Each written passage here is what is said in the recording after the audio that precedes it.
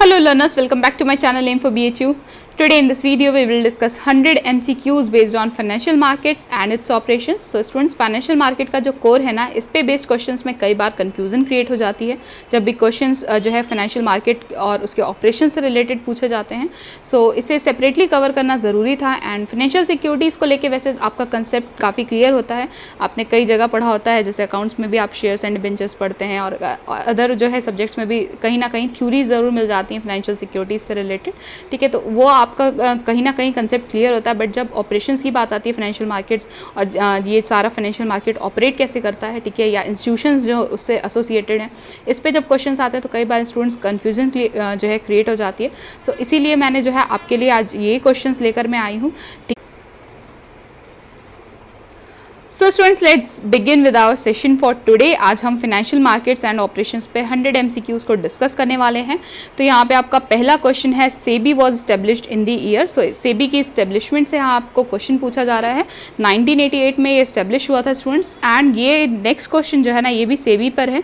मैं अभी बताती हूँ आपको कि मैंने एक लाइन से दो क्वेश्चन जो है सिर्फ सेबी के लिए ही चूज़ किए हैं. SEBI act was passed in 1992.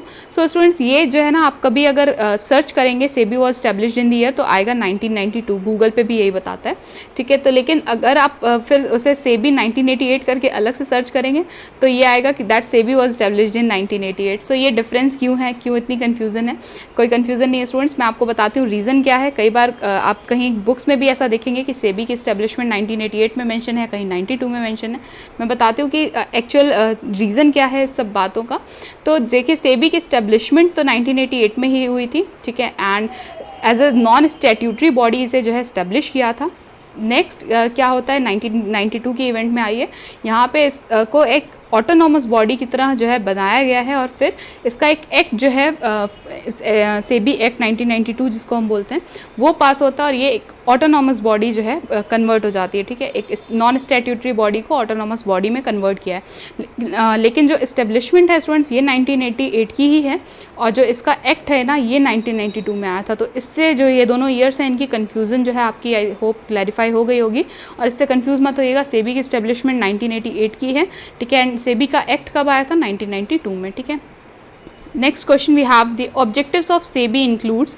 सो यहाँ पे ऑप्शंस जितने भी हैं आपको स्टूडेंट्स आप देख सकते हैं, इसमें all of the above correct option है. सारे ऑप्शंस एक बार मैं आपके लिए पढ़ दे रही हूँ कि क्या क्या ऑब्जेक्टिव्स होते हैं बेसिकली सेबी के. तो यहाँ पे to protect interest of investors, to regulate securities market, to promote the development of the market. ये तीनों ही जो है ऑब्जेक्टिव्स हैं सेबी के. तो यहाँ पे all of the above obviously correct option था. नेक्स्ट क्वेश्चन है question number 4. The regulatory body for the securities market in India is. Easy सा क्वेश्चन है स्टूडेंट्स. आरबीआई सिक्योरिटीज़ मार्केट को तो ऑब्वियसली जो है रेगुलेट नहीं करता और आईआरडीए सिर्फ इंश्योरेंस रेगुलेटरी बॉडी है. ठीक है, तो सेबी आपका करेक्ट ऑप्शन है. ठीक है, इसमें कोई कंफ्यूजन की बात ही नहीं थी. Next we have question number 5. Who appoints the chairman of SEBI. SEBI के जो चेयरमैन होते हैं हमेशा उन्हें कौन अपॉइंट करता है, सेंट्रल गवर्नमेंट अपॉइंट करती है. ठीक है, administrative head office of SEBI कहाँ पर है? सेबी का एडमिनिस्ट्रेटिव हेड ऑफिस बॉम्बे में है स्टूडेंट्स, मुंबई में, से याद रखिएगा. एंड नेक्स्ट क्वेश्चन है क्वेश्चन नंबर 7. इसमें पूछा है कि SEBI has dash regional office. SEBI के 4 रीजनल ऑफिसेज हैं स्टूडेंट्स और चारों कहाँ पे हैं ये आप मुझे बताएंगे, ये आपका आज का होमवर्क है. ठीक है, the question for today is SEBI के चारों रीजनल ऑफिसेज कहाँ पर सिचुएटेड हैं आप मुझे बताएंगे. नेक्स्ट, ये इंपॉर्टेंट हो सकता है आपके लिए students. Present chairman of SEBI पूछा आपसे, ये है अजय त्यागी. इनका नाम बिल्कुल याद रखिएगा students. Next is question number 9. इसमें पूछा कि SEBI ombudsman was introduced in. ठीक है, तो सेबी में जो ओम्बुड्समैन कॉन्सेप्ट है ये कब इंट्रोड्यूस हुआ था? 2003 में आया था. इसे भी याद रखिएगा स्टूडेंट्स, ये भी इंपॉर्टेंट हो सकता है. Next we have question number 10. Sensex is the index of. ठीक है, तो ये बॉम्बे स्टॉक एक्सचेंज का इंडेक्स है सेंसेक्स. ठीक है, next question number 11. The base year of Nifty is 1995. So students, हर किसी का एक बेस ईयर होता है. ठीक है, निफ्टी का है और बाकी सबका भी. तो इसे जो है हमेशा आपको बताया ही जाता है. आप जब भी इसके बारे में पढ़ेंगे तो ये एक चीज़ ज़रूर मेंशन होती है. ठीक है, कि उसका बेस ईयर क्या है. तो 1995 है निफ्टी का base year. And next we have bulls and bears are. So bulls and bears ये जो टर्म है ये दोनों बेसिकली हैं क्या? तो ये स्टूडेंट्स स्पेक्यूलेटर्स होते हैं.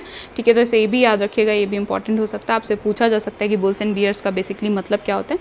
ठीक है, डिपॉजिटरी इज. सो आपको यहाँ पे डिपॉजिटरी की बेसिकली जो है डेफिनेशन पूछी थी.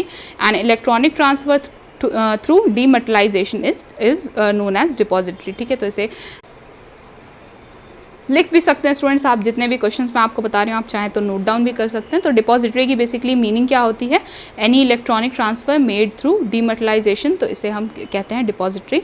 Next we have question number 14, listing is mandatory for, so listing किसके लिए मैंडेटरी होती है, ट्रेडिंग इन स्टॉक मार्केट, ठीक है। तो मार्केटिंग अ न्यू इशू के लिए बिल्कुल जो है लिस्टिंग वहाँ पे मैंडेटरी नहीं है, या ट्रेडिंग इन इंटरनेशनल मार्केट्स या डिक्लेयरिंग डिविडेंड, इन सब के लिए नहीं, बट हाँ ट्रेडिंग इन स्टॉक मार्केट के लिए लिस्टिंग ज़रूरी है। Next we have question number 15, a stock market index shows what, it shows the trends in the market. Of course जो इंडेक्स है वो क्या शो करेगा, स्टॉक मार्केट का इंडेक्स, जो भी ट्रेंड्स हो रहे होंगे मार्केट्स में। Next is question number 16, a lame duck is, ठीक है, a bear who can not keep his commitments, ठीक है। तो ये भी एक एकदम जो टेक्निकल टर्म होता है ना स्टूडेंट्स ये है, ठीक है। तो इसीलिए मैं आपसे कह रही थी कि जब भी आप सिक्योरिटीज़ के बारे में देखिए, और भी कहीं सब्जेक्ट्स में जो है थ्योरी उसकी पढ़ लेते हैं, बट जब ऑपरेशन से रिलेटेड बात आती है ना, जो फाइनेंशियल मार्केट्स का कोर है वो पढ़ना और जानना आपके लिए बहुत ज़रूरी है, ठीक है। इसीलिए इन चीज़ों को मैंने आज इंक्लूड किया है। तो अ लेम डक, इसे क्या जो है इसका मीनिंग क्या हुआ, a bear who can not keep his commitments. Next we have question number 17, which of the following is a global stock market index, इसमें से कौन सा एक ग्लोबल स्टॉक मार्केट इंडेक्स है, जितने भी ऑप्शन दिए हुए हैं उसमें से सिर्फ FTSE 100 ये एक आपका ग्लोबल मार्केट इंडेक्स है, अदर्स जितने भी हैं ये हमारे ग्लोबल मार्केट इंडेक्स नहीं है, ठीक है। निफ्टी सेंसेक्स तो आप सब जानते हैं ये इंडियन मार्केट इंडेक्स है। Next we have question number 18, इसमें पूछा कि which of the following is not a global stock market index, इसमें जितने भी हैं ये कौन सा है, इसमें से एक ऐसा है जो ग्लोबल मार्केट जो स्टॉक मार्केट इंडेक्स है वो नहीं है।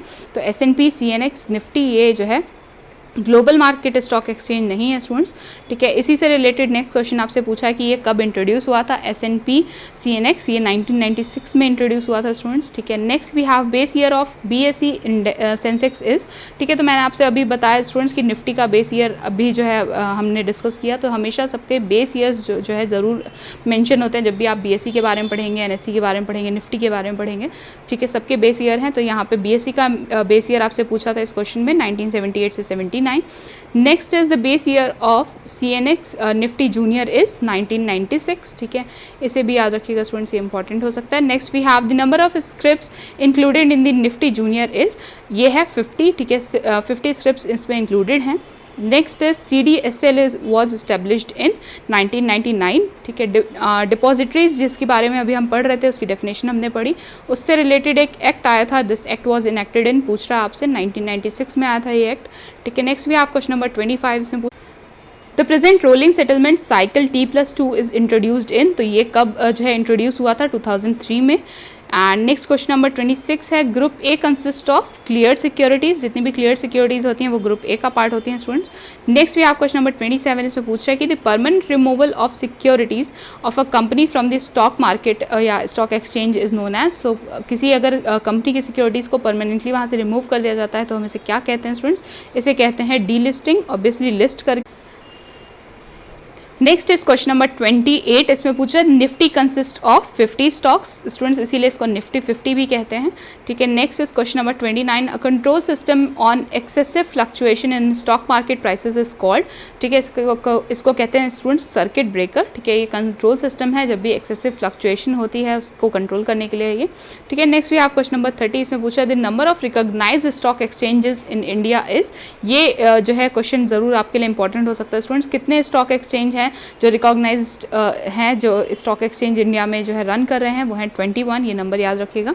Next we have question number 31, इसमें पूछ रहा है कि dash is the market where the existing securities of companies are traded, ठीक है। तो जब भी एग्जिस्टिंग सिक्योरिटीज़ की बात आती है हमेशा सेकेंडरी मार्केट होता है, ठीक है। तो यहाँ पे याद रखिएगा इसे भी। और next we have question number 32, इसमें पूछा है dash is the process of admitting securities for trading on a recognised stock exchange, so students listing is the process जिसके थ्रू जो भी सिक्योरिटीज़ होती हैं उन्हें एडमिट किया जाता है, ठीक है, in any of the recognised stock exchange, ठीक है।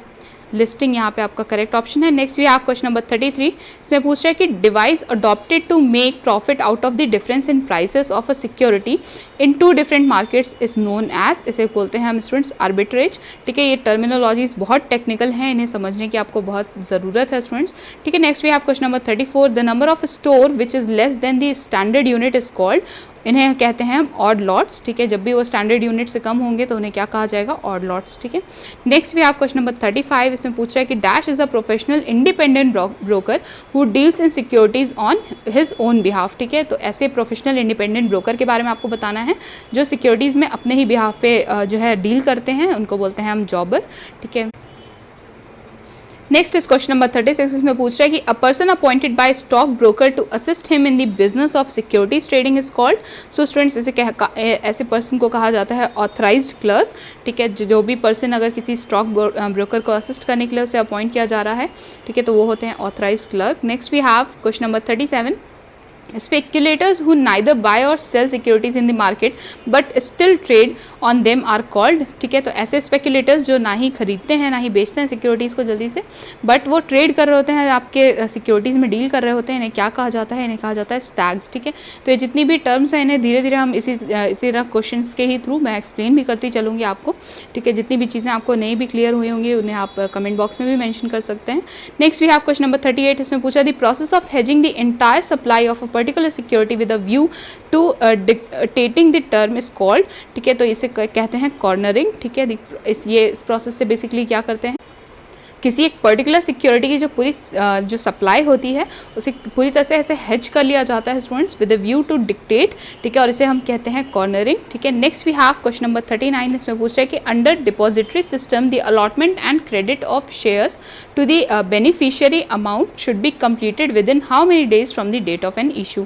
सो स्टूडेंट्स, डिपॉजिटरी सिस्टम में जो अलॉटमेंट हुई होती है, क्रेडिट हुआ होता है शेयर्स का टू द बेनिफिशियरी अमाउंट, ठीक है, this should be completed within how many days from the date of an issue, ये 21 डेज के विद इन हो जाना चाहिए students. Next we have question number 40, member of stock exchange is called stock brokers कहा जाता है इन्हें, ठीक है। नेक्स्ट क्वेश्चन नंबर 41 में पूछ रहा है dash buys and sells securities on behalf of investing public. So students, इन्हें कहा जाता है कमीशन ब्रोकर। जो कमीशन ब्रोकर्स होते हैं वो पब्लिक के बिहाफ पे जो सिक्योरिटीज होती हैं उसमें डील करते हैं, उन्हें खरीदते बेचते रहते हैं, ठीक है। तो ये होते हैं commission brokers. Next we have question number 42, इसमें पूछ रहा है कि dash is the person who buys securities with a view to sell them profit in future at a profit, ठीक है। तो प्रॉफिट के लिए अभी आप सिक्योरिटीज़ को जो है परचेज करें और जब उसके जो है जो वैल्यू होती है शेयर्स की या किसी भी अदर सिक्योरिटीज़ की वो हाई उस पर जाती है, अगर बढ़ जाती है तो हम उसे सेल कर देते हैं। ऐसे पर्सन को आप क्या कहते हैं, ये होते हैं स्पेक्यूलेटर्स, ठीक है। Next we have question number 43, ये सारे ही टेक्निकल टर्म्स हैं students. Next is question number 43, इसमें पूछा है a person who sells the shares with the expectation of buying them in future at a reduced price, ठीक है। तो अभी अगर मान लीजिए उस पर्टिकुलर शेयर की जो वैल्यू है वो एक शेयर की 100 रुपीज़ है, तो हम अभी उसे सेल करके, ठीक है, जितने भी मेरे पास शेयर्स होंगे पर शेयर में 100 रुपीज़ जो है I will earn, but future में मैं उसको जो है इस एक्सपेक्टेशन के साथ मैं उन्हें सेल आउट करूँगी, जब भी इसी शेयर के प्राइस रिड्यूस हो जाएंगे तो मैं उन्हें फिर से खरीद लूँगी, ठीक है। तो ये ऐसे लोगों को कहा जाता है बियर, ठीक है। Next we have question number 44, in Indian stock exchange a bull is known as, जब भी बुल होता है स्टूडेंट्स तो इसे कहा जाता है तेजी वाला, तो इसे याद रखिएगा। क्वेश्चन नंबर 45 में पूछ रहा है कि risk involve in gambling is, ठीक है। तो यहाँ पे जितना भी रिस्क है इस तरह की गैम्बलिंग में इन्वॉल्व वो बहुत हाई होता है स्टूडेंट्स, तो यहाँ पे वेरी हाई आपका करेक्ट ऑप्शन है। Next we have question number 46, the process of artificially increasing और decreasing the price is known as. So students, artificially अगर किसी सिक्योरिटीज़ के प्राइस को इंक्रीज या डिक्रीज किया जाता है तो इसे कहा जाता है प्राइस रिगिंग, ठीक है। ये भी एक टेक्निकल टर्म है obviously. Next we have question number 47, an order for the purchase of securities of a fixed price is known as. तो अगर किसी सिक्योरिटी के लिए जो है उसको परचेज करने के लिए कोई ऑर्डर आता है फिक्स प्राइस पर तो उसको कहते हैं लिमिट ऑर्डर, ठीक है। ये भी एक टेक्निकल टर्म है ऑब्वियसली। और क्वेश्चन नंबर 48 में पूछा आपसे कि the electronic clearing and depository system set up by, clearing and depository system को इलेक्ट्रॉनिक उसका जो वर्जन है इसे किसने सेटअप किया है, तो यहाँ पे आपका करेक्ट ऑप्शन है स्टूडेंट्स SHCIL, ठीक है। तो next we have question number 49, इसमें पूछा है कि National Stock Exchange operations are divided into dash and capital market segments, ठीक है। Wholesale debt market and capital market segment में दो में डिवाइडेड है NSE के जितने भी ऑपरेशंस हैं, ठीक है। इन्हें दोनों ही याद रखिएगा कि जितने भी NSE के ऑपरेशंस हैं इन्हें दो किन पार्ट्स में डिवाइड किया गया है, एक है students wholesale debt market and दूसरा है capital market segment. Next we have question number 50, इसमें पूछा है कि dash is a market where unlisted securities are being deal, ठीक है। तो वहाँ पे अनलिस्टेड जो सिक्योरिटीज होती हैं उन्हें डील किया जाता है, ऐसे मार्केट्स को कहा जाता है grey markets. Next we have dash is a barometer for market behaviour. So students, market में हो रहे डिस्टर्बेंसेस को या चेंजेस को जो मेजर करने के लिए जो है बैरोमीटर की तरह एक्ट करता है वो क्या है, इंडेक्स। ठीक है, तो यहाँ पे आपका बी ऑप्शन करेक्ट है। Next we have question number 52, इसमें पूछ रहा है कि dash is a number which measures the change in a set of values over a period of time. ये भी इंडेक्स है स्टूडेंट्स। ऑब्वियसली जितने भी जो है चीज़ें चेंज हुई होंगी, जितने भी अप्स एंड डाउन्स आए होंगे, ठीक है, in the values over a period of time, वो कौन हम कैसे मेजर करते हैं, इंडेक्स के थ्रू मेजर किया जाता है। Next we have question number 53, इसमें पूछा है securities of dash companies are traded in securities markets. So students, जब सेकेंडरी मार्केट में किसी कंपनी की अगर सिक्योरिटीज ट्रेड हो रही है यानी वो कंपनीज लिस्टेड कंपनीज होंगी। ठीक है, next we have question number 54, इसमें पूछा है which of the following is considered as means of balance sheet financing. So balance sheet financing के लिए जो एक मीन्स अवेलेबल है हमारे पास वो है डेराइवेशन। ठीक है, next we have question number 55, an option exercised at the time of maturity it is termed as dash. ठीक है, तो एक ऑप्शन जो मैच्योरिटी के टाइम पर एक्सरसाइज करने के लिए अवेलेबल होता है वो होता है इस तरह के ऑप्शन को मतलब हम कहते हैं यूरोपियन ऑप्शन। ठीक है, next we have question number 56, इसमें पूछा है option exercised at any time. ठीक है, किसी भी टाइम अगर आप उस ऑप्शन को एक्सरसाइज कर सकते हैं यानी एग्जीक्यूट कर सकते हैं, वो होता है अमेरिकन ऑप्शन। ठीक है, तो यहाँ पे यूरोपियन ऑप्शन सिर्फ मैच्योरिटी के टाइम के लिए होता है, बट अगर आप किसी भी टाइम एग्जीक्यूट करना चाहते हैं, एक्सरसाइज करना चाहते हैं उस ऑप्शन को, तो वो है कौन से टाइप का ऑप्शन होते हैं ऐसे, अमेरिकन ऑप्शन। ठीक है, next we have question number 57, dash option are contract where exercise price is equal to spot price.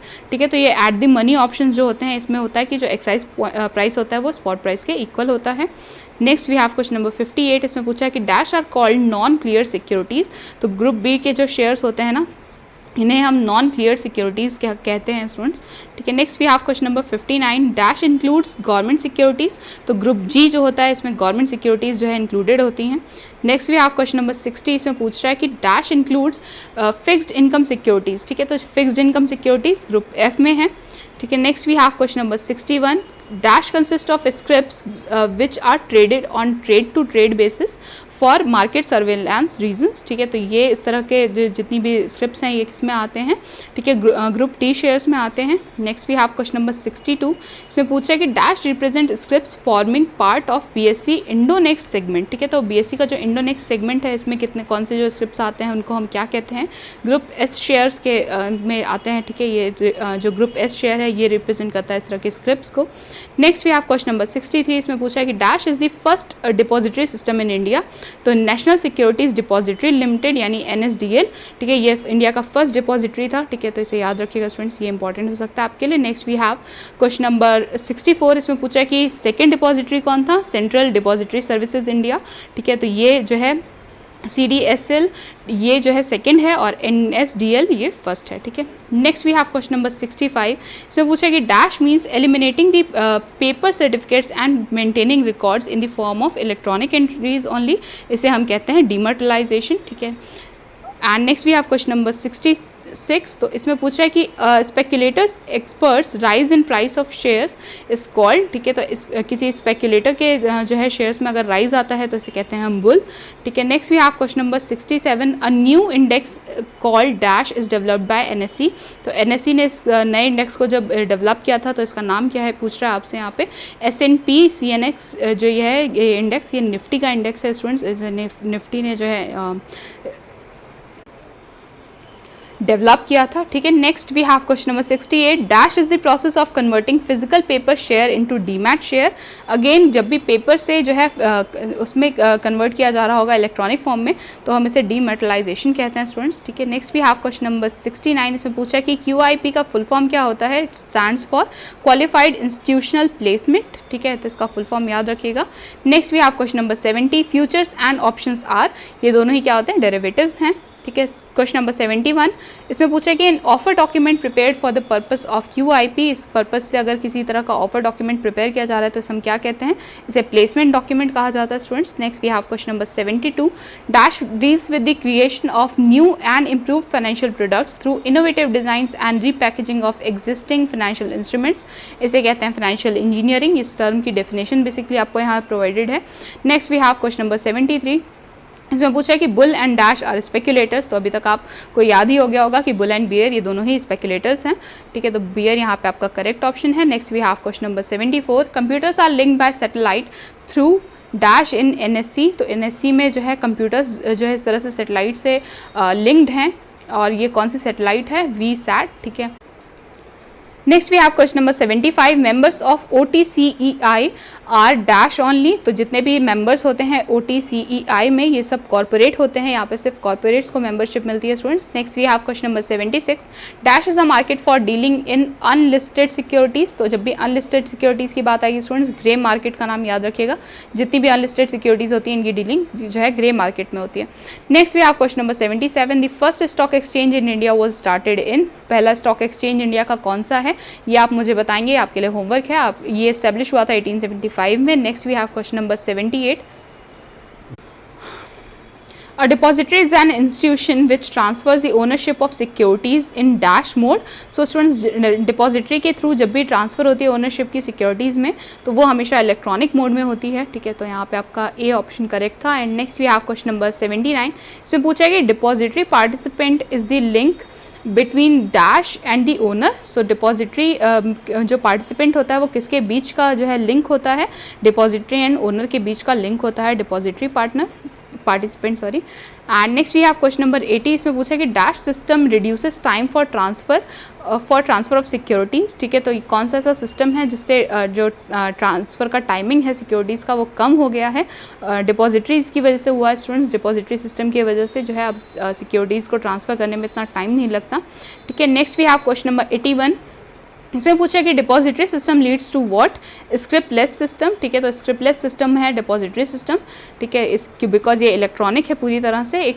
And question number 82 में आपसे पूछा कि an instrument which derives the it's values from an asset banking it is called, ठीक है। तो ऐसा एक instrument आपको बताना है जिसकी जो है वैल्यू के साथ ही जो एसेट की किसी पर्टिकुलर एसेट की उसके साथ बैकिंग भी होती है, तो ऐसी एसेट्स को हम कहते हैं, ऐसे इंस्ट्रूमेंट्स को डेरिवेटिव्स, ठीक है। Next we have question number 83, dash contracts are not at all standardized, ठीक है। तो जो फॉरवर्ड कॉन्ट्रैक्ट्स होते हैं स्टूडेंट्स, ये स्टैंडर्डाइज्ड कॉन्ट्रैक्ट्स नहीं होते हैं, ए ऑप्शन यहाँ आपका करेक्ट है। Next we have question number 84, the trader who promises to buy in dash contract is said to be in long position, तो जब भी कोई ट्रेडर जो है फॉरवर्ड कॉन्ट्रैक्ट में जो है खरीदने के लिए प्रॉमिस कर रहा है तो उसे हम कह सकते हैं कि he is in a long position. Next we have question number 85, इसमें पूछा कि dash in dash contract the seller is referred to as a writer, ठीक है। तो जब भी ऑप्शन कॉन्ट्रैक्ट में जो है सेलर है तो उसको उस वक्त क्या कहा जाता है, रेफ़र किया जाता है, he is referred as writer, ठीक है। Next we have question number 86, पूछ रहा है इसमें कि financial dash are mainly use for hedging risk,